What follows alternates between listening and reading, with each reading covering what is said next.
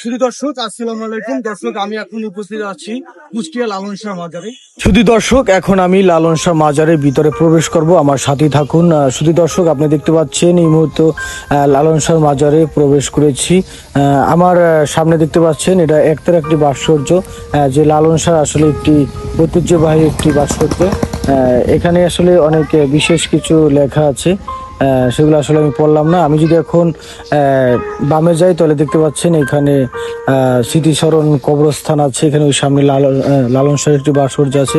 এর সাথে কিন্তু আপনারা শুধু দর্শক, আসলে লালন শাহ মাজারে প্রত্যেক বছর একটি উৎসব হয়, যে উৎসবে হাজার হাজার মানুষ এখানে উপস্থিত হয়। শুধু দর্শক, ইতিমধ্যে দেখতে পাচ্ছেন আপনার এখানে কিন্তু রাশিয়া প্রবাসী এখানে উপস্থিত আছে আমাদের লালন শাহ মাজারে। যে আসলে লালন শাহ মাজারে আমি যদি অন্য দিকটা আপনাকে দেখাই, শুধু দর্শক, আপনারা এই মুহূর্তে যদি এখানে আসেন কোনো উৎসব ছাড়া, তাহলে কি কি পাবেন আপনারা দেখতে পারেন।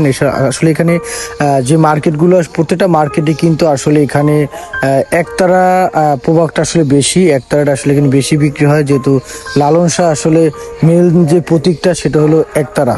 Sohel Rana Haladar, reporter, Bangla TV.